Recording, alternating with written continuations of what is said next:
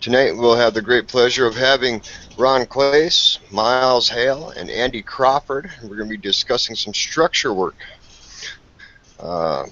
Just go ahead and let you guys know it. Go ahead and check up on YouTube Model Builders website at youtubemodelbuilders.com for all the latest news and schedule on info for the live show, hosted by Big Bill Grant, which is once a month. The EMAG, which is bi-monthly, and viewers can sign up for a subscription to a link to be emailed to you. That's for free. Go ahead and join in for that one. Everything's good for free. Plus, the EMAG is always looking for model railroaders to send in articles and pictures to be published. And don't forget about the new improved presentations with Gino, Barry, and Mike. Model Railroad Tech shows are newly added to the normal moderate presentations with Dude and I both. And don't forget about the Thursday night general hangouts with Johnny Reb of Southeast Rails. Hopefully you guys all enjoyed tonight's presentation. And without ado, we'll go and get going here with Miles Hale. Hello. Hey, Miles. Hey. Miles. You hear me? Good evening, guys. Yep, we got you. Everybody hear me or not? Yep, we can hear you. Okay. All right. Good evening.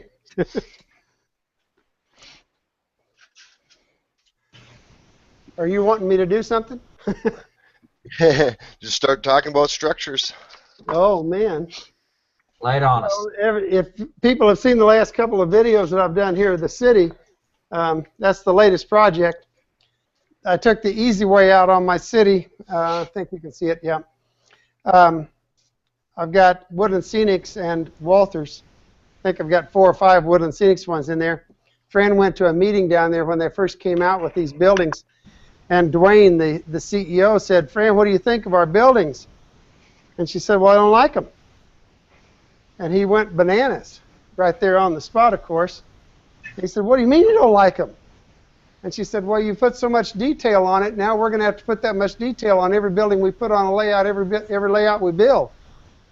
And that's pretty much it. They're really well detailed inside and out, so I don't have to do too much to them. The buildings down here, though, are MTH, Mike's Train House, and those I've all taken totally apart, repainted, and put back together.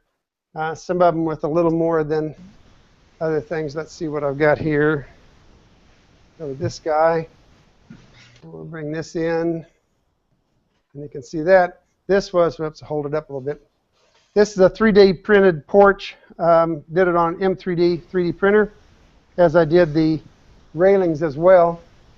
The awning I cut off of a Cricut, the cutting machine, which we reviewed on Train Masters and several other places. I've talked about it on my YouTube channel, Model Railroading University. And then some of these I just simply took them and modified them. I either cut some of the corbels and the decoration out or whatever, mask them, and did some painting to kind of make them look a little bit better. If you've seen the latest video out on the Marker House, where I used the oil pastel, all the chimneys are done in an oil pastel, and I don't want to shake anybody up too much, but we'll come a whole lot closer. There we go. And you can see, I mean, the bricks on it just absolutely look, to me, dynamic. Yeah, that was some great techniques you showed on those videos. It looks so simple. It looks like you just brushed it. We've ignored those oil pastels for so long, and really, they have a use. I think it's limited, but they do have a use. It works extremely well for the for the weathered peeling paint look, but that also worked extremely well for the brick. I did not use a white every time on the brick. I went to using a kind of an off gray. But the nice thing about that oil pastel is it's just like any other latex or any other pastel paint that you might buy. Even though it's in crayon form, it comes in 1,000 different colors. So if you need a brick color and you want to vary it a little bit between buildings, couple of dollars for a crayon, and you've got a totally different color that you can weather your stuff with. Now, otherwise, I put it in another porch and one railing back on the back one, on the far end back there. Then I'm trying to add some LED lighting to some of the buildings, and I'll swing this camera around and turn it back on for you again here in a second. Say, Miles, Yeah. that brickwork that you did you just put it on there and just kind of rub it off to get the detail down inside the brick? Yes, I rubbed it extremely hard. And then, oops, a different shot than that. Rubbed it extremely hard. And then I took an old shop rag and wiped it off. And that oil pastel, if you rub it on really hard, I mean, I turned those chimneys gray as I put that color on them. I can do one here tonight. I'll find another chimney that we can paint. But that turned totally gray and was totally covered. It looked like heck. But the nice thing is that oil pastel is so clingy. It's so pasty almost, or hard, not hard clay, but it's halfway between hard clay and a soft clay. And you rub it down into those cracks and crevices. And unlike the paints that you, let me change cameras here. Unlike the paints that you use where you have to rub it at 45 to the brick lines, that oil pastel doesn't care. I was rubbing straight and across and all of kinds of different ways. It never took any of that out of the cracks. Once I had rubbed it in and scrubbed it really hard, it was stuck. It would take quite a bit to get that oil pastel out of those cracks and crevices, which is one thing we can suggest. I have not tried this, but if you were going to do some bricks that looked old and used, if you were going to take an X-Acto or a scribe or something and put some cracks in the bricks, that oil pastel, I almost 100% will guarantee you will get in those cracks and crevices and show them off. So really, like I say, I don't think it's a universal thing for everything, but it does have some advantages here and there.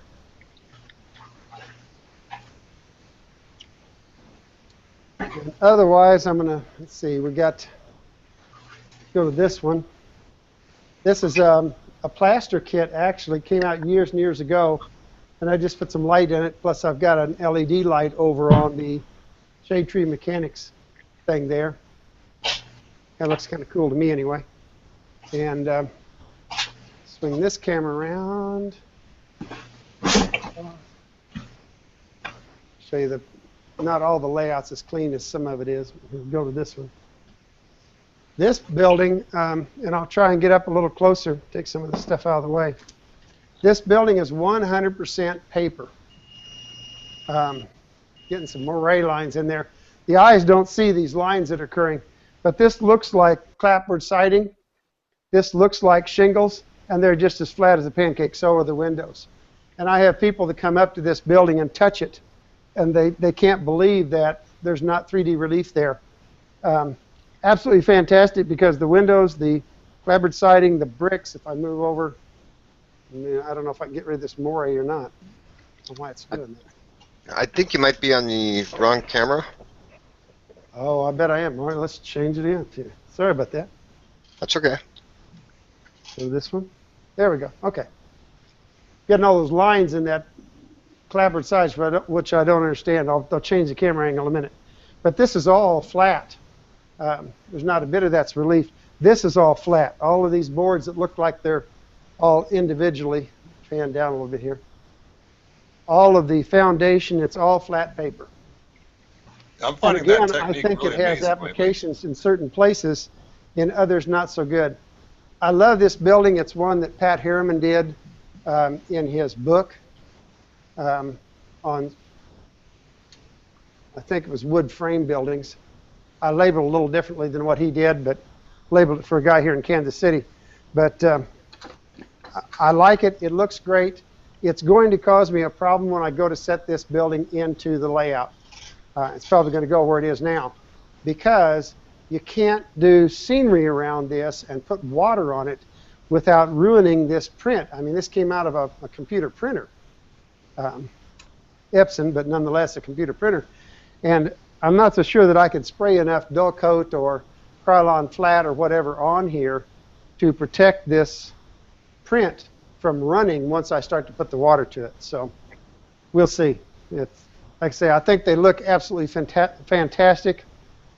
They really fool the eye, but I think in the long run it may cause me some problems.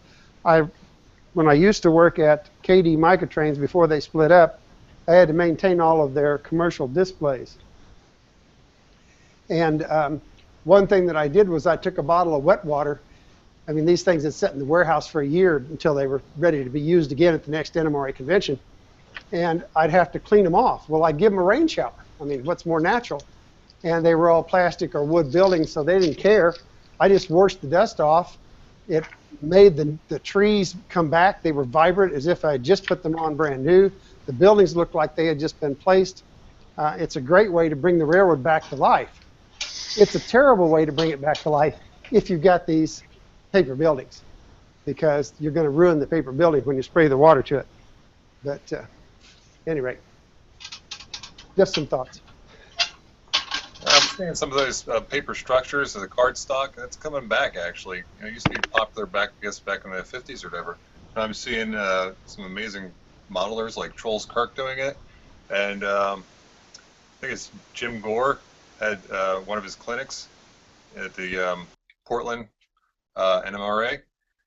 And from what people said, it was a really nice turnout and getting really good results with this just flat paper. And you look at it from afar, sitting, you know, that 18-inch rule, 3-foot rule or whatever, the good enough technique or whatever, and it looks amazing. Some of the techniques that they're coming up with this paper. Yeah, I mean, to me, you know, the paper buildings look dynamite. And my only question is, in the long run, how we'll be able to handle them on the railroad, where they're liable to get water from scenery or other things around them. There must be some kind of fixative spray or something. I know there's special fixatives for like the chalks and the Bragdon chalks and stuff like that, where it will spray on without losing all the work that you put into all the chalk and stuff. But I'm not sure if they have a particular one for these cardstock structures that almost seal it. I hear you talking about you know, the tester's dull coat and stuff, but if you spray that on too heavy or if you get too many spots, it'll spot the paper too. Yes, it'll go white on you. Yeah, exactly. There's got to be something out there that we got to find for that. I would hope so. I've tried the Krylon, a couple of those, but I have not tried them with a really super heavy application. And that's the next thing really that I need. I need to try that because I've got several of these buildings. I don't want to lose all that work. Yeah, maybe a light coat just to get it almost like when you're sanding sealer, when you're doing wood, you know, on cabinetry and stuff. Put a little, almost do a light coat on it and let that set up, and then you can build up the coats, you know, 2 or 3 more on top of that. Exactly. That possibly might work. What we need is a way to laminate them with a material that's not shiny, like a matte laminate, especially for background buildings. That wouldn't work in the foreground, but in the background, if there was a way to laminate them with a matte finish, that would turn them into essentially a plastic encased piece of paper. That might be a little overzealous, but... Well, if you talk about all the work you put into it, there's not too much that's going to be overzealous. Oh, no, of course not. You can spend as much time on a paper kit. I mean, like Ron mentioned, some of the stuff that Trolls Kirk and that other gentleman that you mentioned, they've done some of these wood structures that are, and they've not just done them as solo, they've got those right beside of Craftsman kits. And at least as far as a picture or a YouTube video is concerned, until he pointed at it and said, that kit's paper, I could not have told you the difference in it and a Craftsman wood kit. Yeah, if you look at those windows now up close, I got it where it's not mooraying on you. I mean, it's just phenomenal. And the same thing if I move across here. The roof. Now those windows are printed also? The windows are printed, you bet. They're flat as a pancake. Oh my gosh, there's no glazing at all. It's just blacked out. And check this. I mean, just flat as it can be. Oh my gosh. I mean, that's just it. I mean, this stuff is just phenomenal, and the look of it. And built-in weathering. And the shingles, they're printed shingles? Oh, yeah. Oh, that's like cheating. It is. It's wonderful. I know. If you haven't discovered it yet, go to type in Model Builder Software. It's by Evan Designs, E-V-A-N.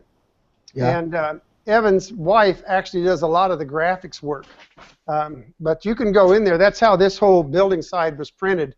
I'll go back to it real quick. when I went to print this building, or to make it, I don't try and do, what Evan suggests is that I would make this as a baseline, then I would make my top line, make my sides, and I would lay that on as I do it. I did not do that. I come in and I lay probably an inch too much to the bottom, inch too much at the top, too much to the sides, and then I come in and I put that on my board that's going to be this is on wood. So I put it on a wood board, and then I trim to size, because that way I can get this so it's level perfectly, and then I can trim it to fit the board that's going to be this body of the building. But at any rate, the other thing that you can do with the Model Builder software, he has all kinds of different windows that you can choose from, and I chose this particular one because I thought it kind of looked like early packing house. It's a photograph of an actual window, so you're getting all of the shadow detail that would have been created by the sun on the day this was taken. You're getting all of the shadow detail in this clapboard siding on the day it was taken, and the same way with the brick, the roofing, everything. It's all done all off of photographs, and the neat thing is you can place that stuff on your computer screen and size it. If those windows are arbitrary, I could have grabbed a corner just like you can any other graphic in the computer, and I can size that sucker to anything. I can also distort it. It has the same 6 handles like a normal graphic would have. I could make them fatter. I can make them taller. And if I need them to be exact, I can go to the box up in the top and type in, I want a 3.6 by 4.8 window. And it'll snap right to it. And it gives me the option when I start drawing to select my scale. Anything from Z scale all the way up past G scale. And it even gives some of the number proportion scales like 1 to 35th or 1 to 29. I mean, you can pick anything in there, 1 to 100 if you wanted to do it. It's an amazing piece of software. It's like $39. I mean, it's ridiculous. Another option you can use, there's a few different websites that have textures on them. One particular one that I like is CG Textures, C like cat and G like girl, and then textures.com. And they have tons of textures from, rocks to retaining walls. You can just type in and do searches, and they have a lot of items on there. I've done roadways that way. I've done retaining walls. I haven't done structures where I put windows and stuff on them, but it's a really good resource to use that type of thing. CG Textures, check them out. So all we have to do is hook a couple things together, and we have a printable layout. That's correct.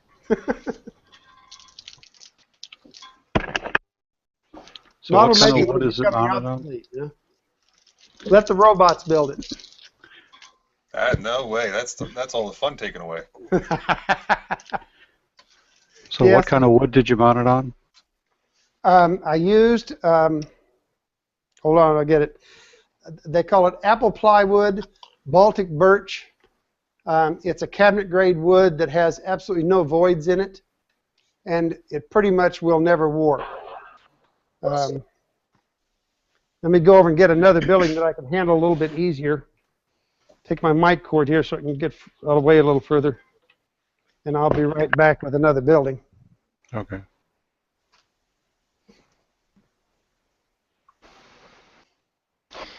Yeah, that's taken away all the fun in actual structures, but they look remarkable. Well, if you need to make a lot of them that are like facades or something. Yeah, that's what I was thinking too, is if you could fill the back half of a scene in with those buildings and then build your wood buildings for the front detail, and I'm a believer in that would let you could spend twice as much time on some of your very foreground buildings, putting interiors, doing all that stuff, and in a few nights do the whole background. All right. That's like Luan or something. No, that's thicker than Luan. Was it about 3/8 thick there, Miles? Miles, I think you're muted. So those buildings have some body to them. That's not paper. If you pick that up, you'd have some mass to it.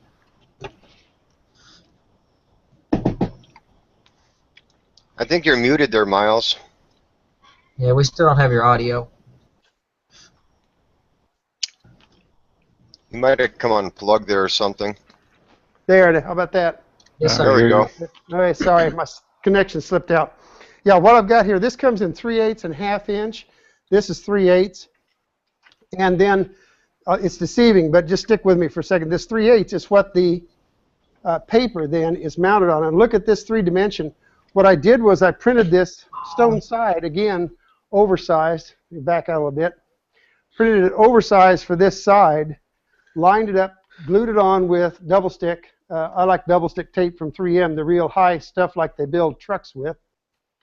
And then I took and I slit across the top and across the bottom of the window and down the middle and folded that in. So my brick actually goes around the corner.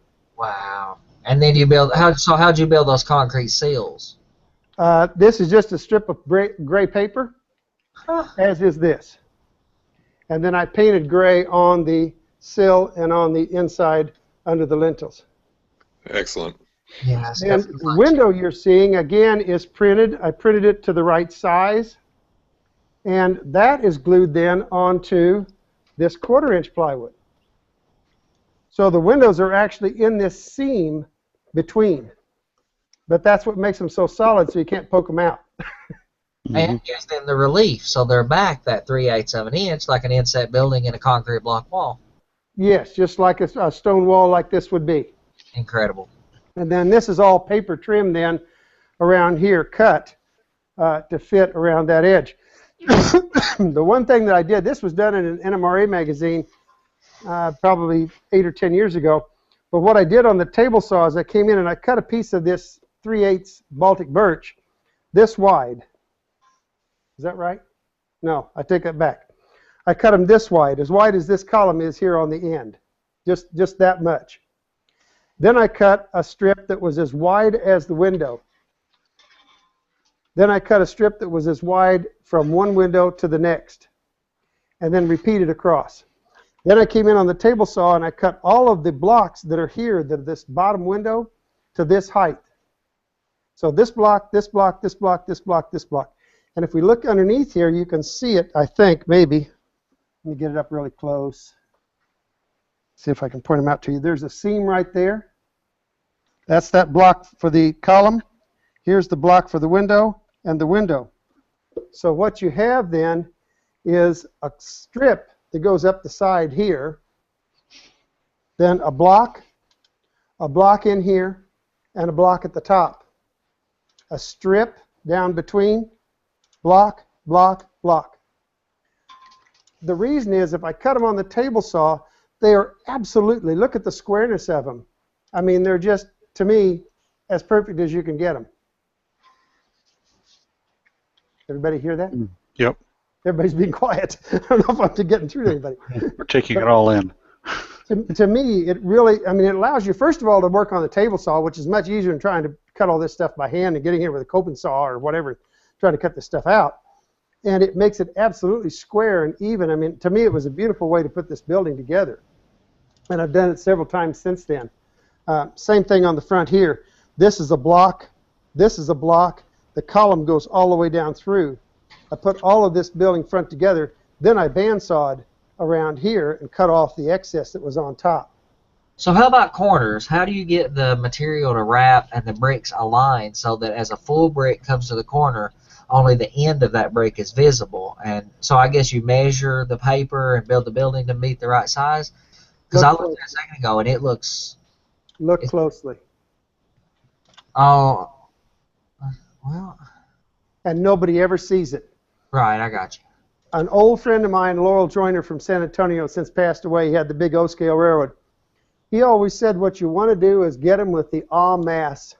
And what he meant was just the messiness of things. And that's what this does. You're looking at all this detail and everything that's going on, and you're taken by these windows that are back in here and they, you know, all this kind of stuff. You don't see that the stones are misaligned.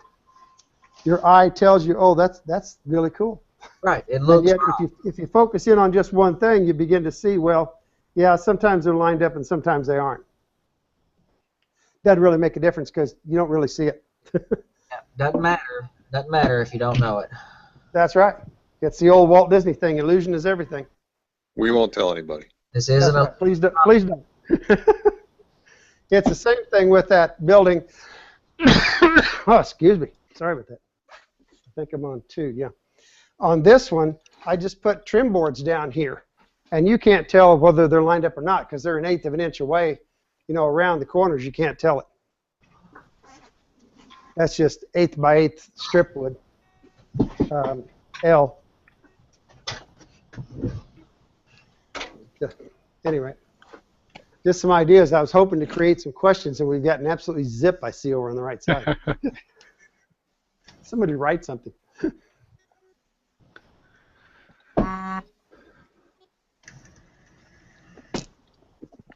Dr. Pepper. Well, I will weigh in a little bit on that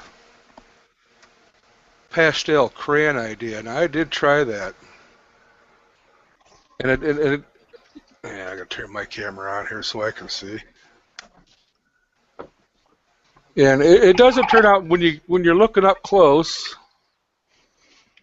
it looks pretty good. But when it's back at a distance from a layout, it just kind of looks like a whitewashed building to me. I don't know if it's just because it's HO scale. It doesn't seem to look as good from a foot away as your brick chimneys did.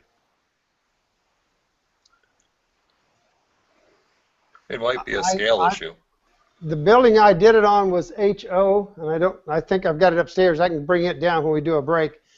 To me, it wound up looking pretty good here.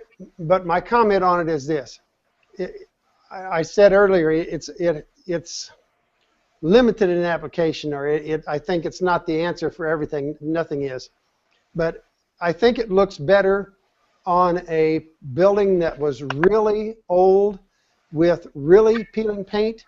If you're trying to get the look of the whitewash where it's just beginning to peel off, the look that the salt technique and the look that the old rubber cement techniques give you, you're better off with rubber cement and salt. If you want the look where there's just a little paint left, I don't think you can beat the pastel. Right. But I think you have to stop and consider that you got to have all those things, all those tricks in your arsenal. No, I agree. I just thought maybe I was doing something wrong, and there was something you could tell me that I could do to make it. No, if you were trying to put it on, if you were trying to put it on so that it had more of the white than what I was showing in those photographs, like I say, you'd probably be better off to go to the standard salt or rubber cement. Right. I was just trying to get some order in there and leave a lot of the red brick. It just seems like for the bricks. Oh, okay. Right. The mortar just seems to. I mean, it looks good close in, but when you get a foot away from it, it just looks like a whitewashed old brick wall. And like you say, it works good for an older building. But yeah, and that goes back to something I've always said in all my NMRA, the clinics that we do for Model Railroading University about DPM buildings. I really have this thing about not doing brick mortar lines, and this is art's in the eye of the beholder. Right. To me, and this is the illustration that I give people, if you're in HO, a foot is 100 feet, give or take, a couple feet. So if your normal viewing stance is 2 to 3 feet away from a model, you're 200 to 300 feet. That's 2/3 of a football field to a full football field away. How well can you see brick mortar lines at 300 feet? So Gotcha. my philosophy is I don't do brick mortar under normal circumstances. I did on these houses because you're going to be up fairly close to them. But on all my big buildings, and I'll swing another camera around here in a minute, on all my big buildings, I do not do mortar lines at all because whether it's Wood and Scenics or it's Walthers or whoever, they all seem to do an absolutely fantastic job of giving you relief so that you don't need them. I mean, I'm standing now, we're 12 feet away from this building that I'm shooting, and I've got it on telephoto. But nonetheless, there's shadow lines in there that to me show up that the bricks have detail. Excuse me. You can see the soldier courses, you can see the brick detail, but I don't need the mortar to bring it out. To me, it's almost Lionel-like is the example I use, not to pick on any one person. but the Lionel look where they just look toy-like if they've got that brick mortar in them. Because when you start seeing them at scale viewing distances, they just, it doesn't hold up with the high level of modeling that we're all appreciating now, that other people are doing that we're all aspiring to do. That makes sense from the distance. I try to do everything different that's at the back of my layout than in front. I use ground foam on trees versus leaf flake so that I'm forcing the things to get fuzzy, for lack of a better technical description of that. And that is something I haven't taken into account on buildings, and something that you're bringing to my attention that I should be doing is that I should be degrading the detail of my buildings to force that distance perspective. So my layout's only 2 feet deep. My foreground buildings, of course, they would have more detail, but I've been thinking I needed all that detail at the back of the building, even on the back of the layout, even though I, on purpose, don't do that with my tree models. But then if I do that on my buildings toward the back of the layout and reduce the detail, it forces you to naturally, without even thinking about it, feel like there's a distance. That makes a lot of sense. That's right. Well, and that's, behind me, the difference, you can kind of almost tell it. The trees that are from about right here back have white paint sprayed on them. Yeah. The trees here do not. And look how much brighter and closer these trees look than those trees. Yeah, the white paint. We used to take background buildings and actually spray them with the white paint. Oh. I would take the Walthers background flats and spray a little bit of a white paint on one of them, put another one that was not painted in front of that, and that second layer with that white paint looked like it was back in the fog. It looked like a street behind the first one. Yeah, force that. Yeah, you really want to create that illusion anytime you can. Absolutely. I've done my brickwork, which this building is going to go up front, but the brickwork on like that chimney, if you can see, I've done this before. I've seen your technique, and I mean to try that technique with the oil pastel chalk, but that's done with. I've not been happy with the thinned paint washes. I don't like that effect for some reason, but that's chalk and alcohol mixed with a whole lot of alcohol. And I'm a big fan of texture being on things. I think we miss a lot of texture, and it has. I can put that back up there. It has, and you can't see it as much on the video as you can in person, but in person it looks like there's a texture to it. There's variance in it, and it looks like the mortar is broke out or discolored, etc. It's not consistent and even. And when I done the thinned acrylic wash, it looked like all the brick lights were great, which is perfect if you're modeling a building that was built last week. Yes. There's a guy here in town, Larry Deal, used to own the biggest architects firm in Kansas City, and he is a phenomenal modeler. He came on the scene about 5 years ago when he was ready to retire and sell the business. And, of course, he brought all the architecture skills. Architects are actually artists, so he brought his artist skills. His favorite technique is to take mineral spirits and chalks, and he takes the chalks on a piece of black construction paper, reds, grays, whatever color he wants to create for the tar paper, scrapes it off, and he only uses the chalks that are pure chalk. He can't use anything that has an oil content like my oil pastels. Right. But he scrapes that chalk off in several different colors. Then he gets his brush loaded up with some mineral spirits and brushes it on there and streaks it in the direction of the water running, then comes back and cuts those into strips and lays them on as tar paper strips. And that chalk, when it dries, has a texture to it. It's not flat. And that three-dimensional look, along with all of those colors mingled and washed into that, sorry, I'm from Missouri, so it's a hillbilly term, has an R in it, washed all that stuff down, and I mean, it looks absolutely phenomenal. It's a great look to it, especially if you're looking for that older building. Yeah, and I use, and the weathering chalks work great for certain things. I mean, there's a place for AMI and Pan Pastel and all those, but I buy these. They're just dry artist acrylic chalks, and I shave them down with a foot scrubber. I've tried several things, and I've used a foot scrubber, and I like this drywall screen. That works really well. The screen, yeah. Yeah, works much better. I've seen people do it with sandpaper, and I just feel like I lost a lot of it. And while that does not work as well with putting it on dry. I mean, really, if you're going to weather a locomotive or a freight car, you really probably need to buy the pan pastels because they have like an adhesive additive or something. Yes. These do not, but if you mix it with alcohol, and I mix up various colors and just mix them with alcohol, and the beautiful thing is you can drop a drop of alcohol in there, and this little pot of color comes back to life in a heartbeat. And it works great. I've used it for brick. I've done the mortar lines on the bottom of the building with it, which, again, there's a lot of white on there. It doesn't look as good on camera as it does in person, but I want to try the pan pastel method, and I'm not as positive about the brick line work, but for the peeling paint, I've seen no effect as good as what you did. Never. I did this building with just dry chalk, and it has it looks like the sun has beat the paint off from it over a long period of time. And then I've done this service station with the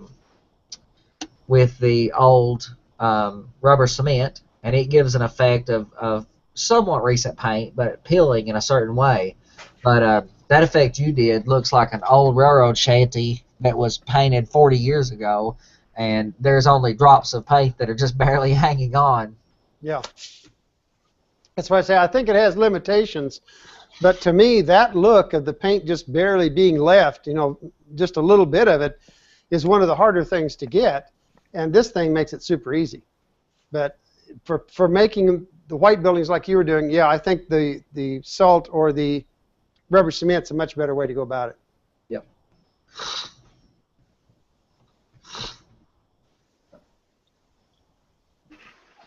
Yeah, I'd like to make an apology here to everybody as we're having some technical difficulties with the Q&A. Just to let you guys know, I'm very sorry about this. That's why we don't have any questions. Yeah, there's something there that's going on. That's why I was talking to Barry about that. I don't know that we'd be able to go and fix it tonight, though.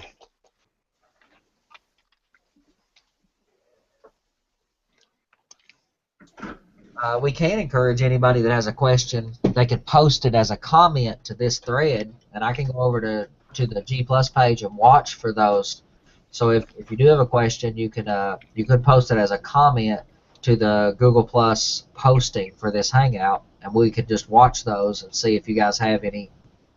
That way we could get some questions. Yeah, I've been kind of watching for them, and I haven't seen anything. I've been kind of scrolling back and forth with Facebook too as well. Yeah, well, any of you guys watching, if you have any questions, if you'll just paste them as a comment or post them as a comment to the general discussion post for tonight's Hangout, we'll try to watch them so we can get your questions answered and give you a chance to pick Miles's brain while we got him. They can also post onto the YouTube page too as comments, Andy. Absolutely. So we can just, maybe a couple of us can watch different ones of those channels and let us get through it. I got the YouTube one up so I can refresh it once in a while and check it. Well, I watched the G Plus, and he said Troy was watching the Facebook page. So if anybody has a question, just post it somewhere. We want a chance to answer our discussion post for tonight's Hangout. We'll try to watch them so we can get your questions answered, give you a chance to pick Miles's brain while we got it.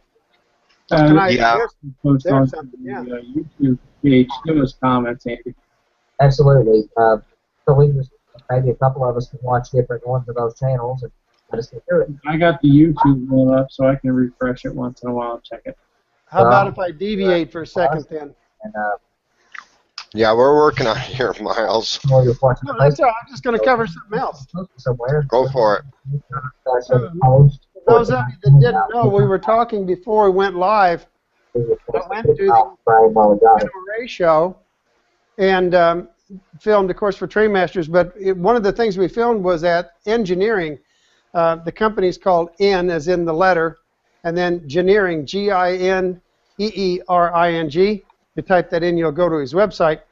He became famous because he was one of the very first ones to have the extremely small nano LEDs, the ones that were small enough to even make a light in N scale.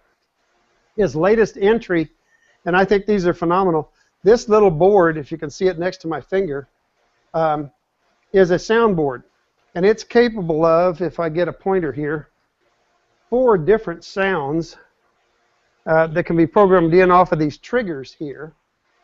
I've got it rigged for one because that's what it came with. It's a street sound, city streets. And this kit comes for $19.95. Give him a plug. I know we're not supposed to sell stuff, but this is new product, so we'll hope we're forgiven.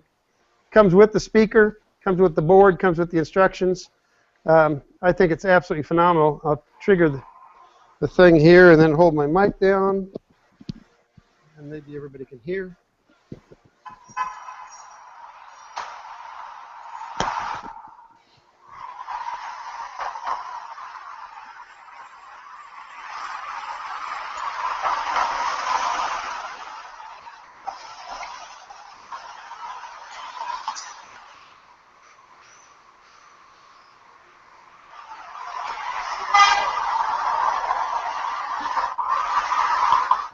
It goes on for about 30 seconds, but it's all kinds of cars going by, getting louder, getting softer, some car horns.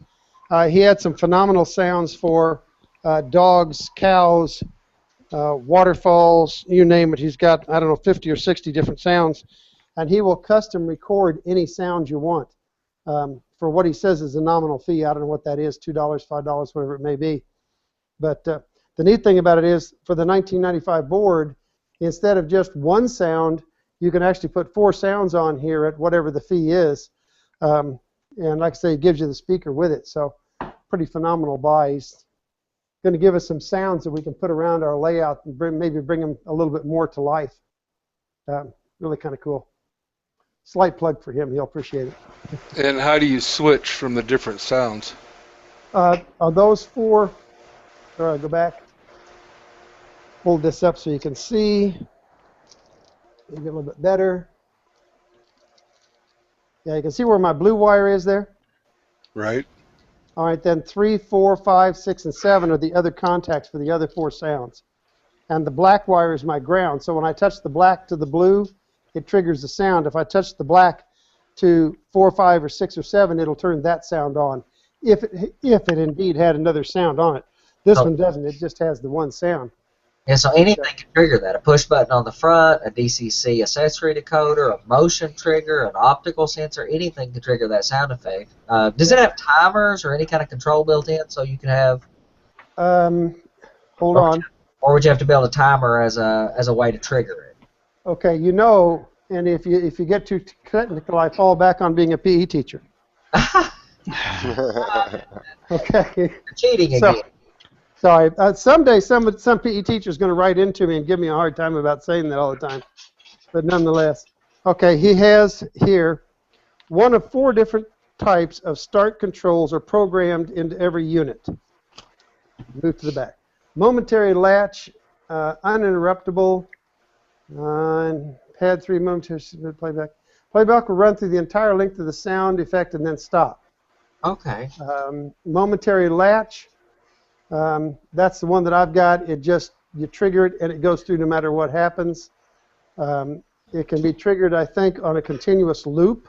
There's a module that'll actually go continuous. There's all kinds of different options anyway on how you can control it.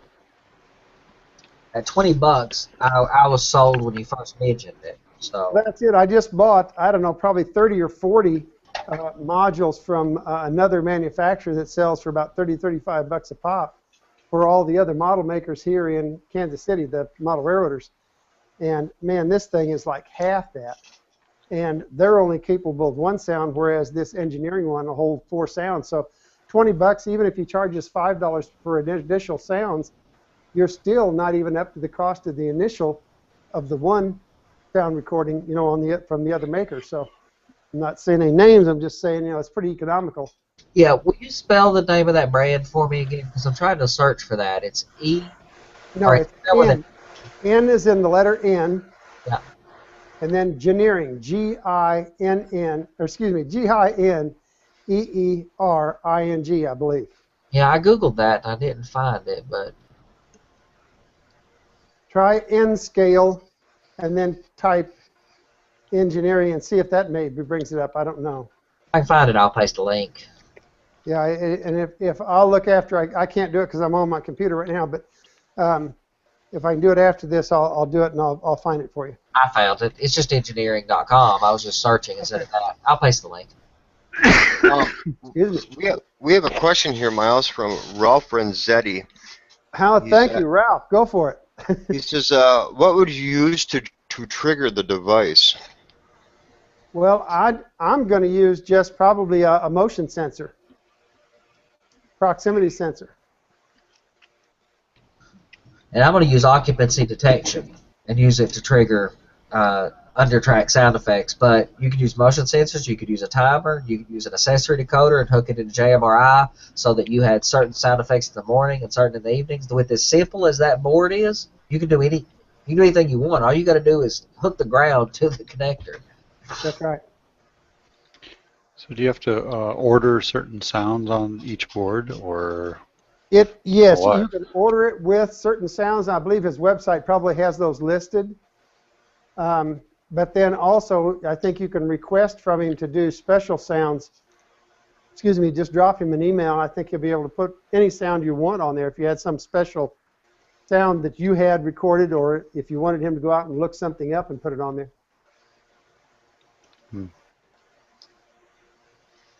For the price, that's really actually pretty cheap. It's incredibly cheap. The units Now, that I used to sell 20 years ago or 25 years ago for Fred Hewlin here in Kansas City, those units cost about $70 a piece, and it was one sound. And so to bring it down to $20 nowadays, that's just, in my opinion, phenomenal. Now, where's a good place for a person to go ahead and mount those, inside the buildings or underneath the layout, or? Okay, well, two things on mounting. I'll go back to my other camera here real quick and show you what I did. First of all, speakers. This is true, and engineering says this, and so did Fred. I go back to Fred Hewlin because he really was the first one to come out with these ambient sound modules, I say 20, 25 years ago. And two things that he always said. One was that you want to take this speaker and put it in some kind of an enclosure. I've just got it in a pill bottle because this is a 1-inch speaker. But you want to isolate the front of the speaker from the back. And so you want it in some kind of an enclosure. Now, all Fred did was suggest that you take some gunny sack, just like you'd buy at the fabric store, put it on your scenery. I would come back in here on this hillside and mount a piece of gunny sack right here before I did my scenery. Scenic over that. Then come in and mount that speaker up against that gunny sack on the bottom edge. And to Andy's point, that puts the sound right where it should be. If this was birds, the birds would be here in the trees making the sound. If I was going to do it as a honky-tonk sound, I would make some kind of a false bottom in my saloon or whatever, so that sound was actually coming out of the building. The other thing that Fred said was that you don't want white noise. Any sound that is continuous to the human brain suddenly gets wiped out, and it gets to be called white noise. In other words, the brain turns it off. So if you really want your sounds to be remembered, you want them to come on and then go off. Come on a little bit later and then go off. Or, as Andy and I were saying, do some kind of a proximity sensor. I'm going to use these city sounds as a proximity or a motion. When somebody walks by the particular area where I have my street, it'll turn on those sounds.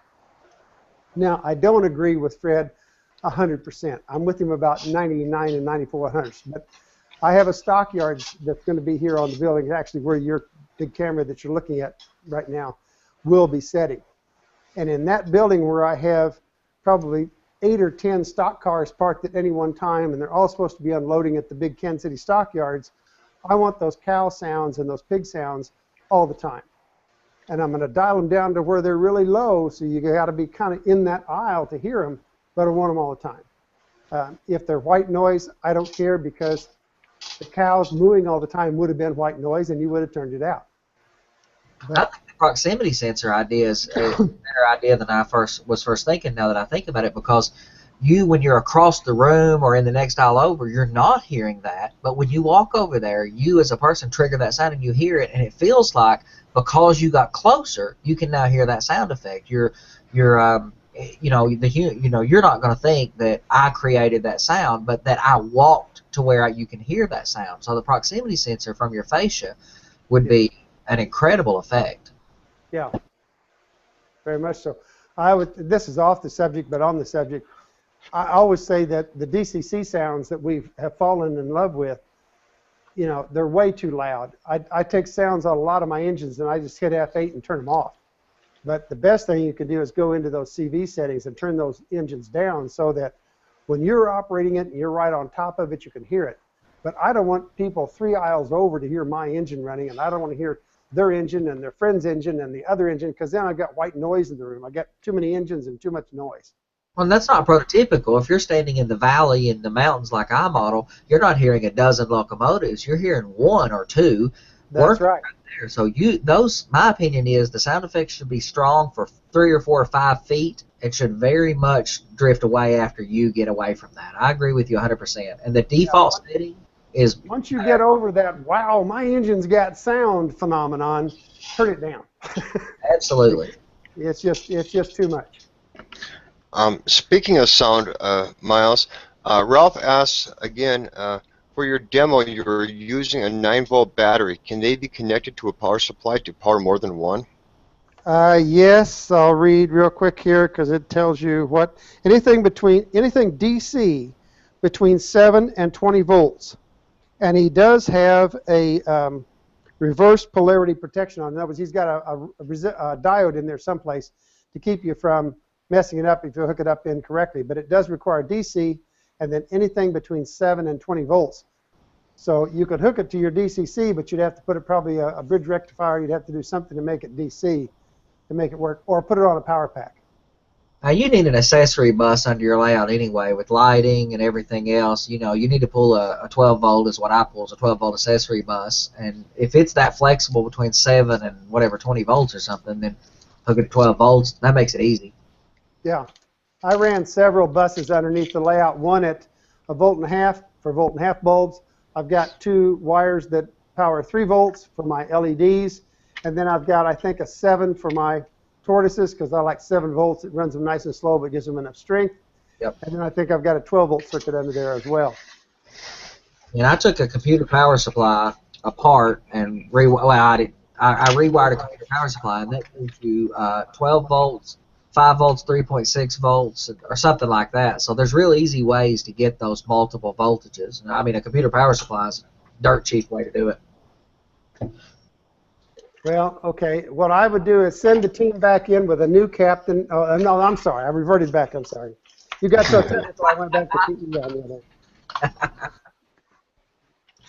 One day you're going to catch flack for that, Miles. I know it. Some PE teacher is going to write in and say, "What are you doing to us?" Matter of fact, this goes back to when I was in college, but you were told never to say PE in the first place because I was a physical education teacher. You had to raise the status, see, by not being a PE. You were a physical education teacher. Is that like a sanitation engineer? Yeah, exactly right. Or a building engineer, We used to call them custodians. Yeah, right. Okay. Facilities administrator, I think is what they're calling them. There you go. Oh man, that's even better yet. More politically correct. Everything has to get more complicated, more syllables as the decades go on. Yeah. I just call him a janitor. Now we'll get comments. I'd like to go ahead and remind everybody, take a little break right here. Go ahead and keep checking the YouTube Model Builders website at youtubemodelbuilders.com for all the latest news and scheduled info for the live show hosted by Big Bill Graham, which is once a month, the eMag, which is bi-monthly. Viewers can sign up for a subscription link to be emailed to you for free. Plus, the eMag is always looking for model railroaders to send in articles and pictures to be published. Plus, don't forget about the new and improved presentations with Gino, Barry, and Mike. Tech shows newly added, and the normal moderated presentations with Dude and Troy. And don't forget about the Thursday night general hangouts with Johnny Reb of Southeast Rails. Now we can go ahead and further our presentation here with structures. Miles, what do you use for your wood kits as far as making them look old, or painting and the peeled painting effects and stuff like that? I think Miles went off for a short break there. Does anybody else have any answers for that? Well, Miles has showed on the university page how to do it using that same acrylic or that same oil marker, which works really good for extreme paint technique. But I use the old school ways. I use chalk sometimes for faded paint, but I've used the rubber cement trick with great effect for for subtle peeling effects, where you just stain the building a dark color, slap rubber cement on it until it looks like you destroyed it, and then paint over it and rub it off. Yeah, it looks good, Ron. What'd you do there? This, most of my structures all spray with a gray, just primer. Yep. They usually recommend that. You're going to prime both inside and out so the board doesn't warp. And a lot of these boards here, I will just almost dry brush the paint on. It'll do it in 1 or 2 coats, and it allows some of that gray paint to show through. You can do it with a tan paint as long as it's flat, and it will look like wood coming through. This one looks like the primer coming through on the boards. Yeah, that has a nice effect, and it varies. So you have little hot spots where like the sun is beat down on it in a certain spot, but under the eaves not as much. You can paint it. Yeah, and usually at the bottom, I'll add a little dirt kick up from like rain and stuff. I'm going to do that. You can see here you were talking about mixing the Bragdon chalks, weathering chalks, with alcohol. Mm-hmm. This tip was given to me by Ralph Renzetti. Hey, Ralph, thank you. But this was just a light gray that I mixed with the alcohol, and I brushed it on. It becomes almost a paste, and it gave that like calcium buildup on the water tank itself up here. I mean, how much alcohol do you mix with the powder, Ron? You want it to be a thick paste. Oh, okay. So you can like almost like dab it on. So I mean, start with a couple drops, like a drop or two. Depends on how much powder you're going to use. If you only need a little bit, Yeah. and just add a drop, mix it up. If you need a little bit more to make it a paste, then just add another drop at a time. Huh. I painted this entire structure with chalk and alcohol. So I made that paste thick like he's talking about. Painted this entire structure with the paste, and then lightly sanded it because the paste goes on a little inconsistent as far as thickness is concerned, and lightly sanded it to kind of smooth it out. And I sanded it a little bit more in spots like under the windows and stuff, which is hard to see on the camera, but it looks a little more faded under the windows where water would have got to it. But this building is painted entirely in chalk. There's no paint on it. I just stained the building first. Well, Andy, I have a question then. When you said you use the rubber cement, how much rubber cement do you put on there? I mean, Well, it dries thin. What's that? It dries really thin, so I laid a good, what looks like when you're putting it on there, it looks like a pretty doggone heavy coat. I mean, I put it on as thick as a good brush stroke, completely wet brush would put rubber cement on, so it looks somewhat thick and pulpy. But as it dries, it thins down. I don't know if it's absorbing or evaporating, but it thins down to where it has no surface variance in it. It's smooth. Oh, okay. And I done this service station, and you can see it is better on the back of it. Yeah. I done it, and it has that peeling effect of something that was painted semi-recently, but then the paint starts to peel away. Now, Miles' effect of using that oil marker does something that I've never been able to achieve. So I've done the chalk on that blue two-story structure. I've done the rubber cement on this one. On this building, I wanted a very faded paint effect, and I used just dry chalk. I shaved it up and then packed it into a brush and that was cut real short and rubbed, like burnishing the chalk into the wood. Yeah. Okay. Miles is doing where he uses that oil marker, oil crayon. It looks like you have a wood structure that was painted 30 years ago, and there's just a little paint still stuck on it. It's an incredible effect. I wonder how that would work because I've but I've actually colored some structures using like Minwax wood stain markers, and so you start with like I was doing like a oak colored board, so I'd use golden oak, and then I randomly stroked it with like a slightly darker shade, Then I use the driftwood gray as an overcoat to tone it down and give it a gray, faded look. And it came out pretty good that way, as for like a stained structure. Yes.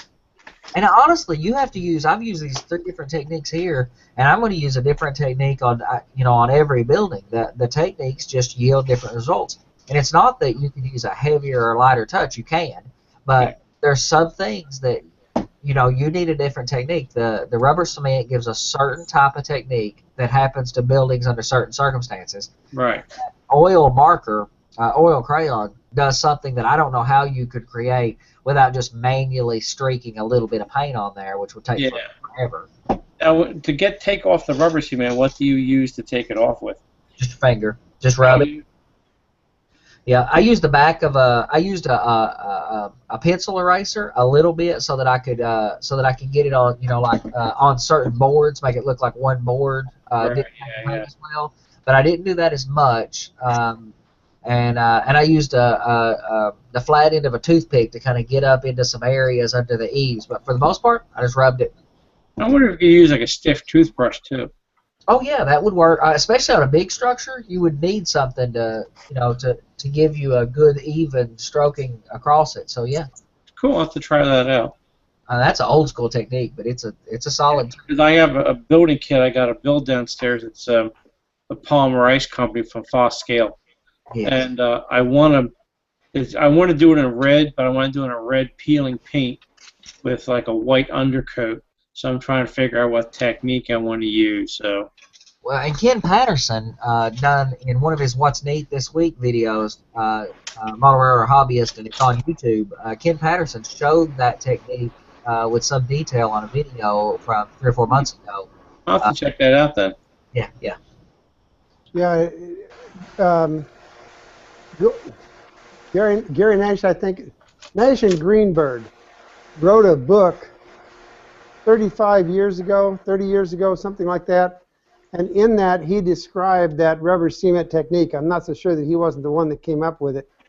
But what he said was to take the rubber cement and daub it on in blobs all over the building, wherever you want the paint to peel, rather than just painting it on solid.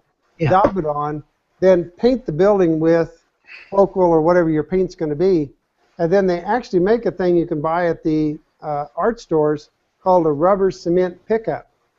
And it looks like eraser. I think it's nothing more than the rubber cement that's been hardened. But nonetheless, you can rub that on, and it will absolutely take every bit of that rubber cement back off, even with the paint on it.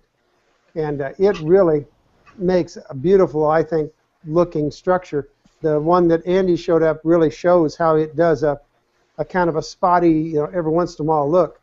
But if you daub that rubber cement on with the brush rather than stroking it, you can make it even more blotchy. The only thing I'd suggest there is you have to be careful to try and make the blobs on an individual board. If you start doing a whole area, it looks kind of hokey when it's going across 3 or 4 boards at a time. But that technique is absolutely phenomenal. And like I say, I think Greenberg and Nash came up with that thing originally. They've got a book that's long since out of print on it, but it's phenomenal. Ron? Yep, go ahead. You were just showing a distressed wood barn building or something there. Is that wood that you distressed, or is that the way it come in a laser kit? Yeah, those right there. This here is completely scratch built when I was 13. Wow. So I did this when I was like 12 or 13 years old. So I saw in Model Railroader back in the early 80s, one of the guys that I drool over his work was Bob Boudreau, and he's on like Modeler's Guild and a lot of the other. He posts on a lot of the Facebook pages and stuff. And I saw a structure that he built, his engine house. So in my 12, 13-year-old mind, I'm like, I got to build that. I'm building that thing. So I designed the structure and everything, and this is just regular basswood.